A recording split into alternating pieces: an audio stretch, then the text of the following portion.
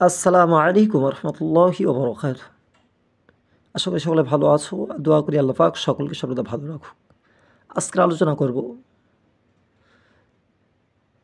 ফজরের নামাজ ফরজ হওয়ার কারণ।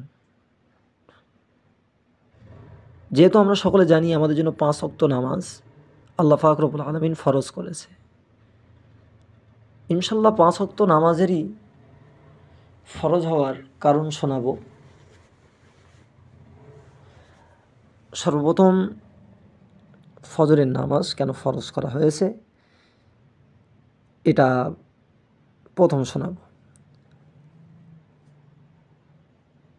হযরত আলী রাদিয়াল্লাহু তাআলা আনহু তিনি বর্ণনা করেন, একদা হযরত রাসূলুল্লাহ সাল্লাল্লাহু আলাইহি ওয়াসাল্লাম সাহাবীদেরকে নিয়ে একটা মজলিসে বসে আছে।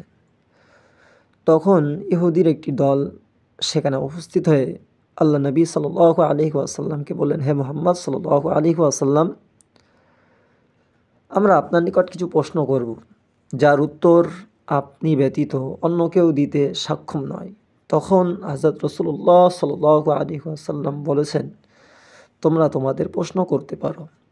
তৎপর ইহুদি প্রশ্ন করল, ইয়া রাসূলুল্লাহ সাল্লাল্লাহু আলাইহি ওয়াসাল্লাম,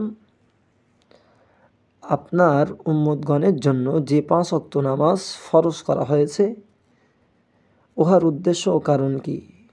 রাসূল সাল্লাল্লাহু আলাইহি ওয়াসাল্লাম উত্তরে বললেন, ফজরের নামাজ কেন ফরজ করা হয়েছে? রাসূল সাল্লাল্লাহু আলাইহি ওয়াসাল্লাম উত্তরে বললেন, হযরত আদম আলাইহিস সালাম যখন দুনিয়ায় আগমন করেছিলেন তখন রাত্রির অন্ধকার ছিল। তিনি বেহেশতে থাকা অবস্থায় অন্ধকার দেখেননি, তাই তিনি ভীতজনক অবস্থায় রাত যাপনের পরে যখন সুবহে সাদেক হয়েছিল তখন তার অন্তর হতে ভয়ভীতি দূর হয়ে গিয়েছিল। তাই তিনি এই সময় আল্লাহর শুকর গুজারের জন্য 2 রাকাত নামাজ আদায় করেছিল। এই কারণে আল্লাহ তাআলা উম্মতি মুহাম্মাদির প্রতি সূর্য উদয়ের পূর্বে 2 রাকাত নামাজ ফজরের ওক্তে ফরজ করেছিলেন এবং উম্মতে মুহাম্মাদিগণ কবর ও হাসর অন্ধকার হতে মুক্তি পাবার উদ্দেশ্যে এ নামাজ আদায় করে থাকে।